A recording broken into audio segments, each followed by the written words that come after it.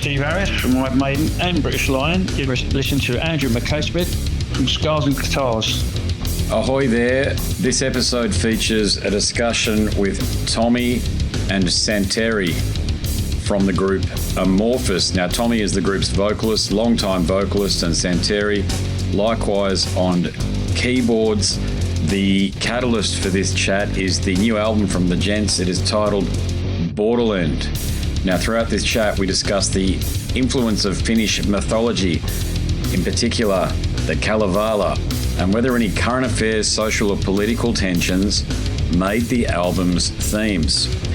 The gents also discuss the Pasi Koskinen era, which is known for moving away from the group's early 90s death metal roots.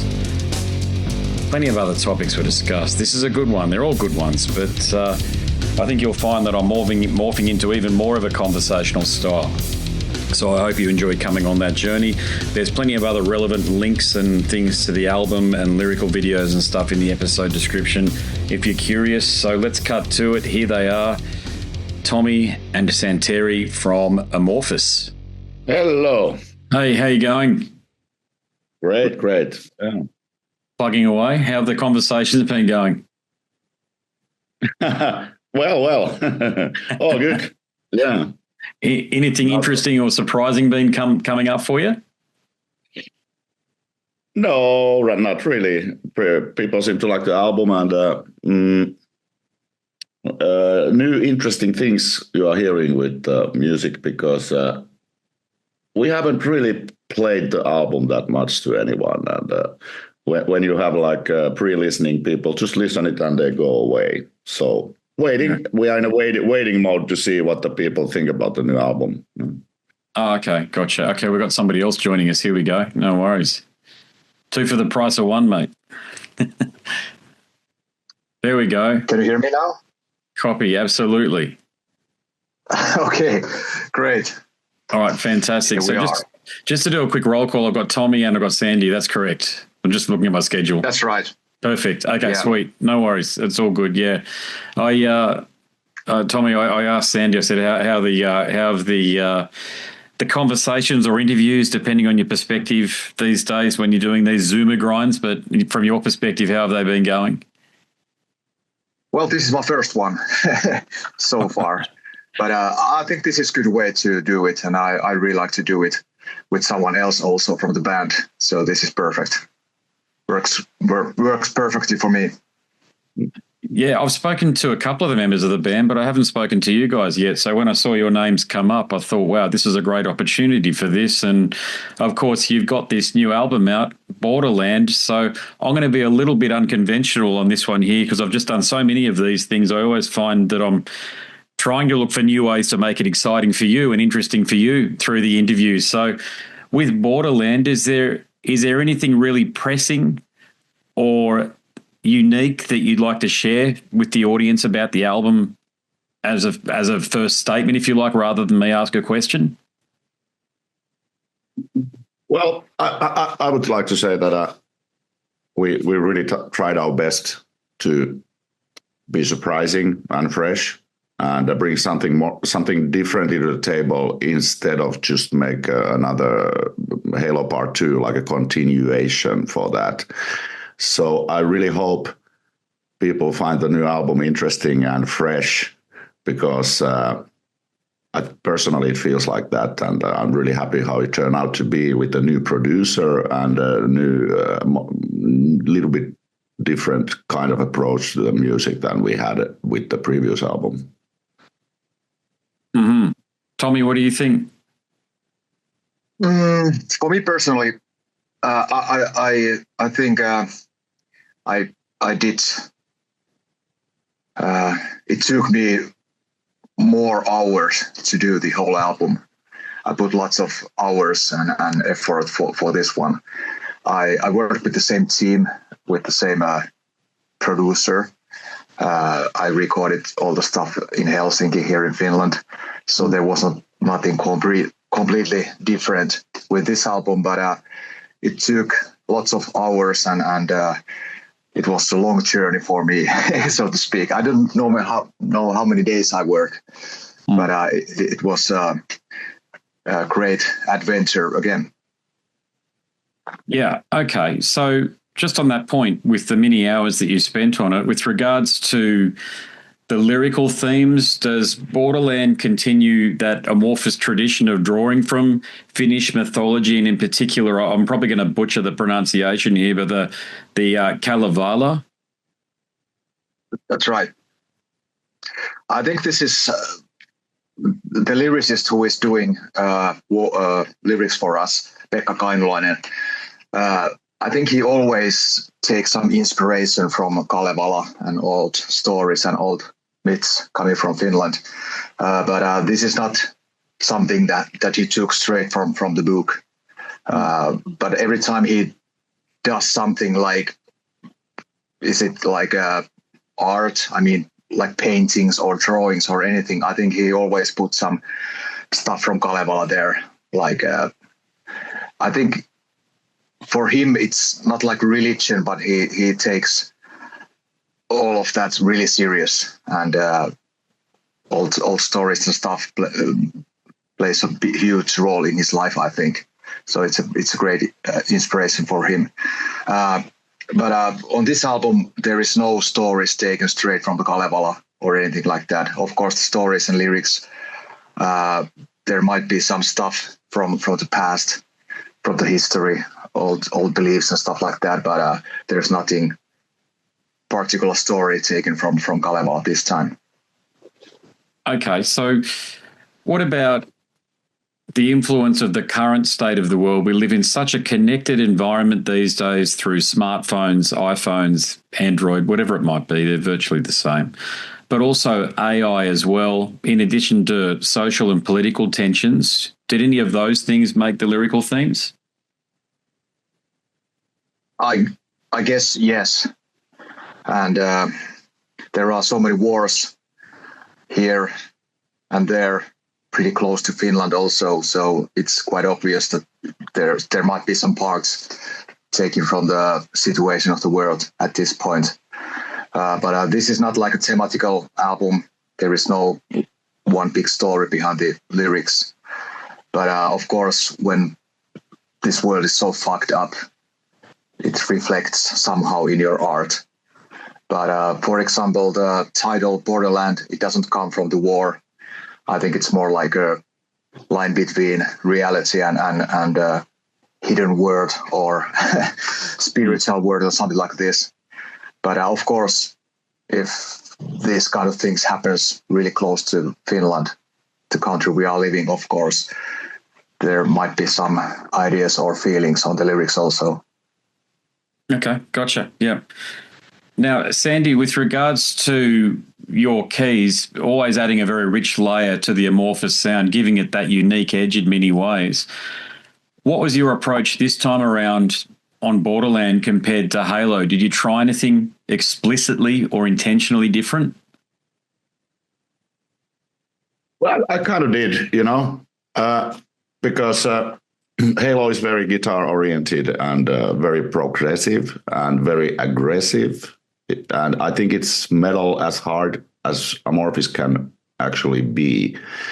So instead of the continuation for Halo type of approach to the music, I don't know if it's consciously, but yeah, maybe consciously, I immediately, when I started to write the songs, I took the much more melodic approach and much more straightforward approach. So we don't have another Halo, because it's our 15th album. We have, and the bands have to always a little bit be born again, and it fits perfectly to the idea that we switch the producer. So there's also a new way of producing our band. So it was a great chance to a little bit look some ideas and inspirations from somewhere else than something we already done with the previous album. And that's how I thought about it. And the songs just started to automatically came more melodic. If you give yourself a little bit freedom of expression in composing wise, that you don't try to repeat or make it to sound exactly the same as the previous one, it actually comes pretty automatically. And I started to write more straightforward and more melodic songs. And I was quite surprised because we didn't talk about it with the band that we're going to reunite. How do you say? I don't know the word. Renew?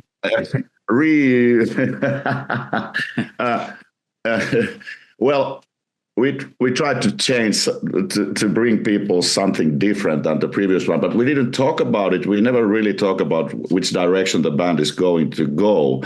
But when I heard the first demos from Esa, Olli, Tomi, what ended up in the Google Drive, and I think we had some sort of an unconscious mutual idea that because we changed the producer, because we are pretty long in the career, and we've done 3 albums with the same producer, I think it was unconscious, at least between us, because we didn't talk about it, that all the songs which started to drop in the Google Drive, they were much more melodic, much more straightforward, and something fresh to the table. So I was kind of positively surprised that it wasn't just me who's writing the strong melody songs and more straightforward songs and groovy stuff. No, everybody's songs were pretty much like that. So there was some unconscious mutual understanding that let's invent the music again and bring some fresh elements to the table.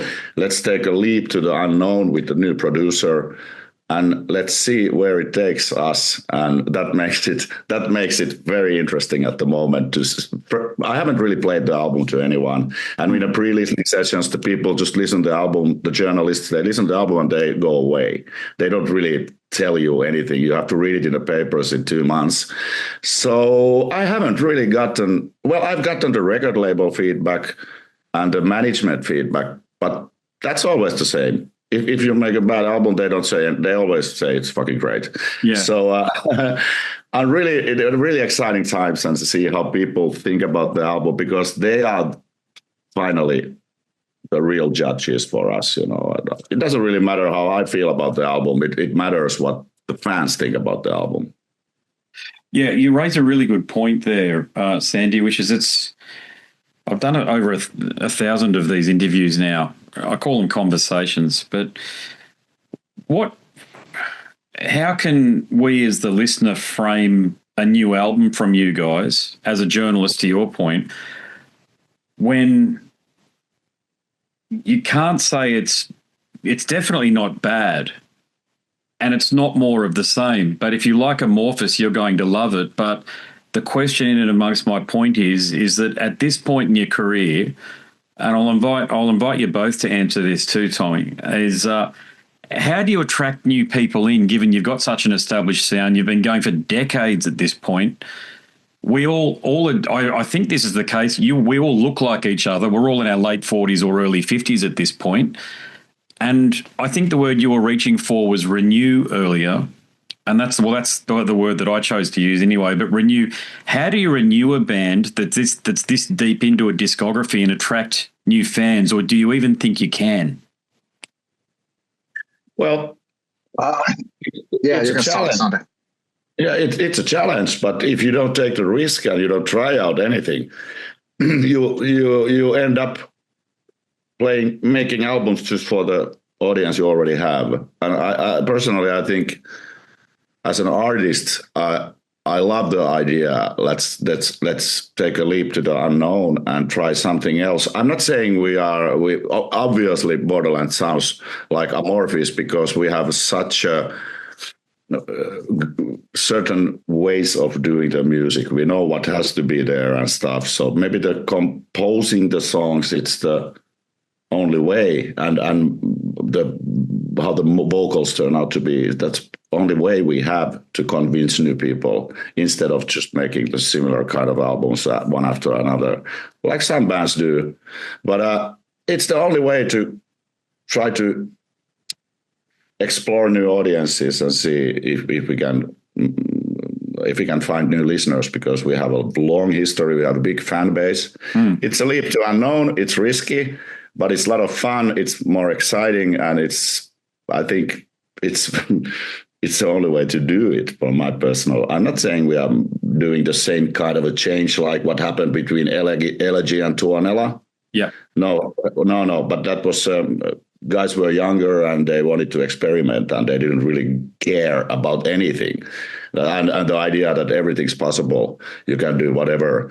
But at this point, we have played so long that we have certain elements which will be there no matter what we do. But with different approaches towards the music, you can actually try bring in something new to the table. And I think if you listen to Halo and the new album, there's a pretty strong difference, if you know what I mean. Yeah, Tomi. Yeah, I don't know. At this point, what gives me energy or motivation is that everyone else in the band, all the members are really motivated still after so many years. And as Santeri said, we have released 15 albums. So in one point, I guess there is no we don't have to do any albums, so to speak. Yeah. We just could play old stuff or do like a special tours with special albums and stuff like that. But I think everyone is still loving what we are doing. We want to tour and we want to compose music. And I think one good point is when we started to do, we had like over 20 songs. So people are still creative. People still want to compose and do heavy metal music. And I don't know what would be the style if we wanted to do something completely different. Maybe doing like old school death metal album.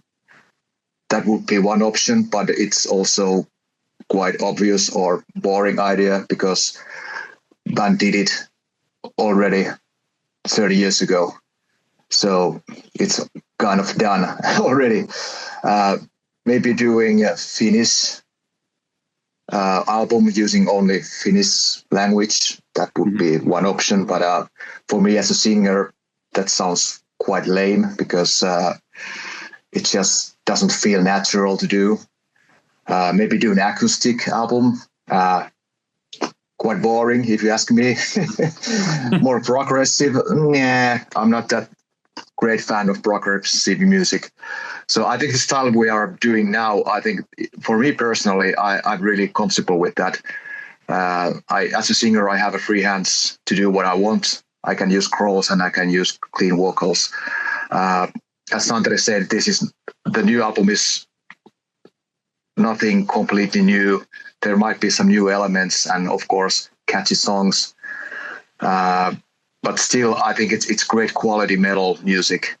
And it's really well composed and produced music. And I think there are a huge amount of people still around the world who doesn't know Amorphis. And releasing new music, it might be one way to get new fans, but also touring with new bands might help us to get new fan base. And that's also one way to create something new, something bigger for us as a band. Would be nice to do like an EP, trying something completely different, but the whole album doing something weird for us, it feels quite uncomfortable at this point of our career. Do you both, when you're planning live sets then, especially with the upcoming touring that is going to come off the back of this new album, you've already mentioned it, but there is that era that I'm an old school fan and I didn't mind it at the time, but I've got to be honest, I don't think it's stuck around as well as the older stuff and it doesn't really blend in as well with the newer stuff. I think your newer stuff, well, it's not about what I think, sorry. I'm just looking at the streaming numbers and you can see them. The newer stuff does quite well. The older stuff does quite well, but stuff like Am Universum, Far From the Sun, and there's a few other releases in there. So basically the stuff with Pasi on it probably takes a bit of a back seat at this point. Is that just my perception or is there a bit of truth to that? Well, everybody would be lying if they wouldn't say, if they would say that, yeah, no, the Tuonela Universum times were the best times in our music. No, obviously not. It wasn't. But the problem was mainly that Amorphis got pretty famous with Tales from a Thousand Lakes and Elegy, and there was a certain type of music, like let's say death metal or stuff like that, with the growling vocals and really atmospherical 17 vibes and stuff. But suddenly Pasi took over the 100% of the singing responsibility, and death metal wasn't there anymore. So basically Amorphis lost the audience pretty much after releasing Tuonela. That's the time when I joined the band. Yeah. And I think there was some lineup changes also.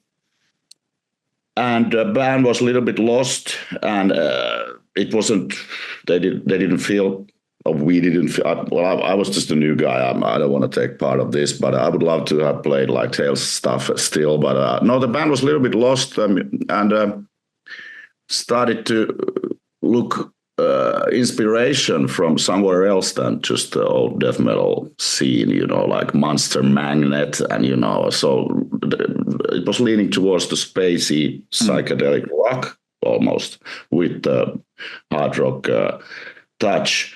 So it's quite obvious if you lose one audience, you have to find a new one.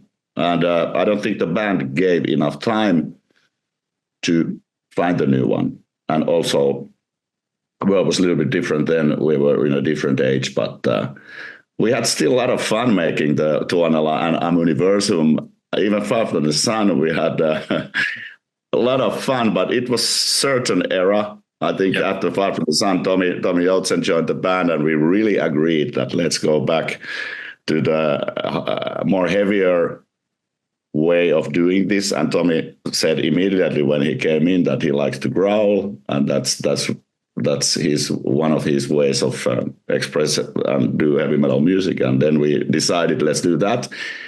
And then we did the Eclipse, and everything changed again. And we started to find new fans, especially in Finland, but also probably little by little from everywhere else. Then we did that Eclipse, Silent Water, Skyforger, Beginning of Times, and we self-produced the albums. We toured our asses off. And then somehow that era came to an end, and we started to use the external producers. And then there was Circle, and now the Jens Bogren era with Under the Red Cloud, Queen of Time, and Halo. And then that era came to an end. So I like to see the new album Borderland kind of like a new era in the Amorphis books. It doesn't lean that much to the previous album. It's nothing totally new, but it's if you put the previous album and Borderland one after each other, it's pretty different. Let's put it this way. So I like to think this is a start of a new era, at least way of performing the music. But of course, it still sounds like Amorphis. Something else. The band's always been very stable. You might have had changes, but there's not a lot of bullshit in the media like there is with many other bands. So a real strength of the band has been your cohesion and unity. But that's what we see as fans.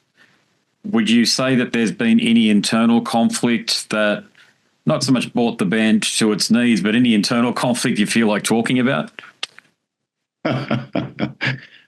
Well, not really. Not really.